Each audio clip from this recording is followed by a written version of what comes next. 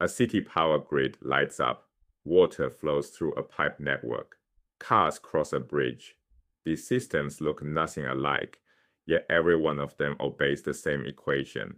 A transpose times C times A times X equals F.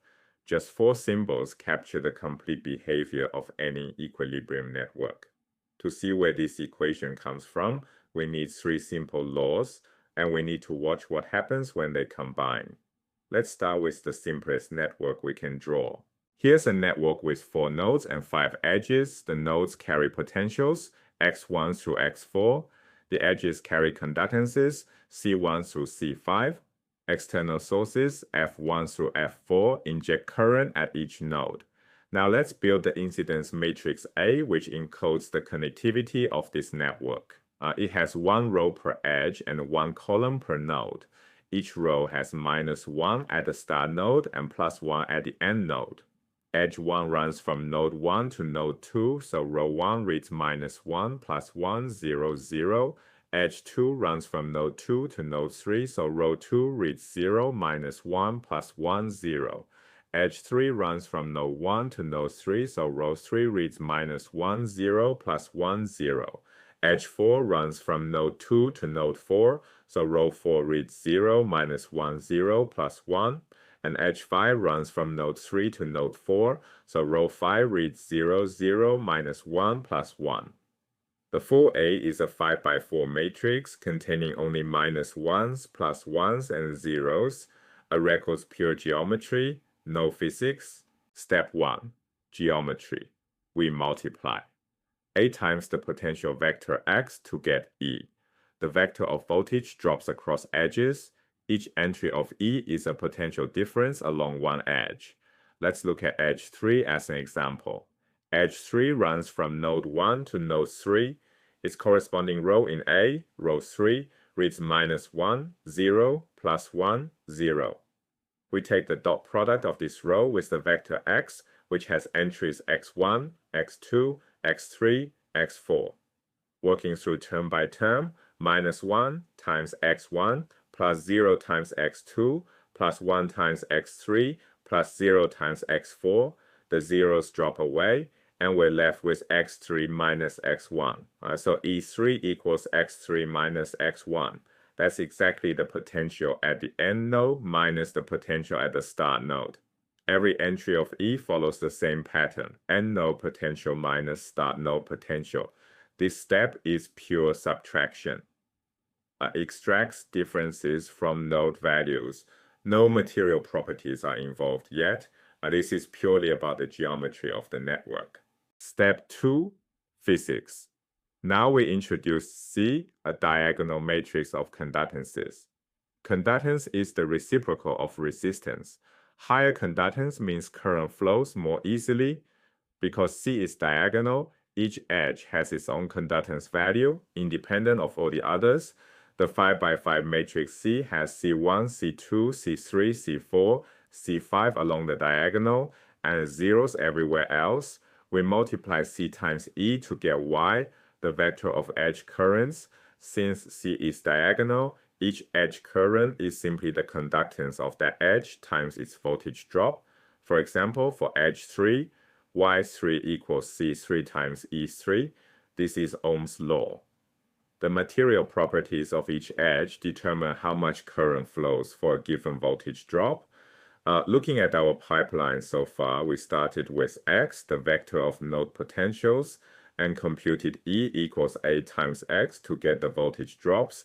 Now we take those voltage drops and compute Y equals C times E to get the edge currents. So the flow goes X to E to Y.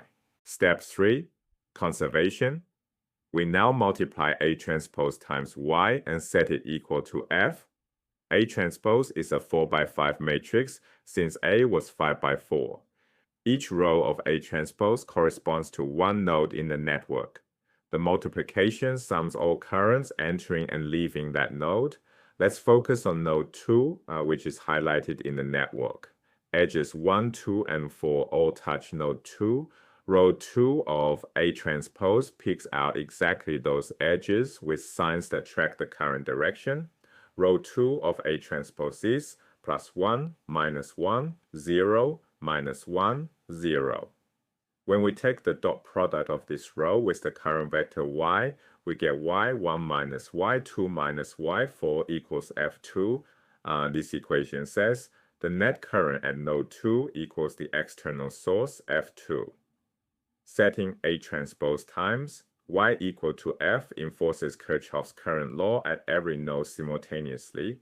What flows in must flow out, plus whatever is injected from outside. This completes our three-step pipeline. Step 1. E equals A times X gives voltage drops from potentials. That's geometry. Step 2. Y equals C times E gives currents from voltage drops. That's physics, Ohm's law. Step 3. A transpose times Y equals F enforces current balance. That's conservation. We've seen the three laws separately. Now let's combine them into a single equation. Start from the conservation law, A transpose times Y equals F. Now replace Y with its definition from step 2, Y equals C times E. This gives us A transpose times C times E equals F. Next, replace E with its definition from step 1, E equals A times X. This gives A transpose times C times A times X equals F. Removing the parentheses and writing it compactly, we get A transpose C A X equals F. Three separate laws, one beautiful equation. Let's break down what each symbol represents. The incidence matrix A encodes the network's connectivity, which edges connect which nodes. The diagonal matrix C encodes the material properties on each edge, like conductance. The vector F encodes external forcing at each node, such as current sources. And X, the vector of node potentials, is the single unknown we solve for. The entire network, captured in just 4 symbols.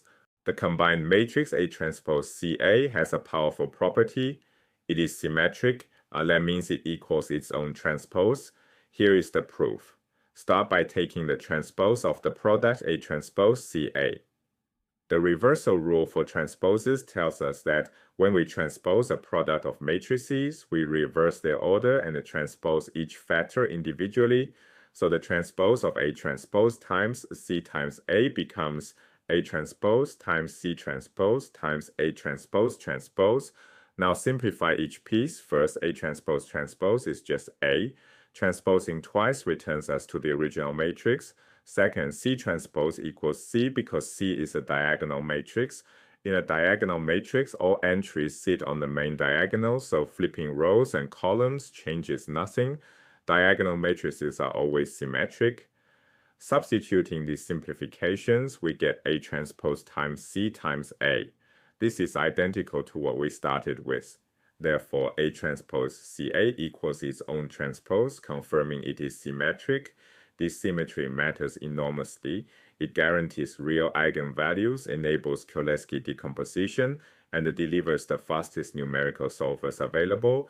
This is what makes networks with millions of nodes computationally tractable. This framework extends far beyond electrical circuits. Let's compare 3 different physical domains side by side: electrical, structural, and hydraulic. In each domain, we have the same mathematical skeleton. Start with the node variable X. In electrical circuits, X represents potentials. In structural analysis, X represents displacements. In hydraulic networks, X represents pressures. Next, the equation E equals A times X. In circuits, this computes voltage drops. In structures, this computes elongations. In hydraulics, this computes pressure drops. Same incidence, matrix A, same operation. Then the constitutive law, Y equals C times E. In circuits, C holds conductances, and Ohm's law gives us currents. In structures, C holds spring stiffnesses, and Hooke's law gives us forces. In hydraulics, C holds pipe conductances, and the Hagen-Poiseuille law gives us flows. Finally, the balance equation, A transpose times Y equals F. In circuits, this is Kirchhoff's current law, current balance at each node. In structures, this is Newton's law, force balance at each node. In hydraulics, this enforces mass flow balance. Notice that the mathematical structure on the left, xa times x, c times e, A transpose times y, is identical across all three columns. Only the physical vocabulary changes. Learn this framework once, and you've learned the skeleton of every equilibrium problem. Now step back and see the full picture. Every equilibrium network separates into three clean ingredients. Geometry lives in A, the incidence matrix that records which nodes connect to which edges. Physics lives in C, the diagonal matrix of material properties on each edge, and external forcing lives in F, what the outside world pushes into the system.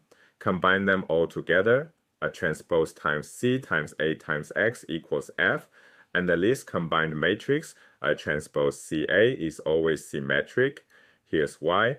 The transpose of A transpose CA equals A transpose times C transpose times A. But since C is a diagonal matrix, C transpose equals C, so we get back A transpose CA. Symmetry confirmed, and this is the equation behind finite element analysis, circuit simulation software, and network optimization. When engineers model a power grid, analyze a bridge, or simulate a pipe network, this is the equation that computer solves, sometimes with millions of unknowns. The three-step decomposition keeps the problem organized, and the guaranteed symmetry keeps it computationally solvable. Watch how it all comes together. E equals A, X handles geometry, Y equals CE handles physics, and A transpose Y equals F handles balance. Substitute them together and they merge into one master equation. A transpose CAx equals F, three laws, one equation, one universal framework for equilibrium.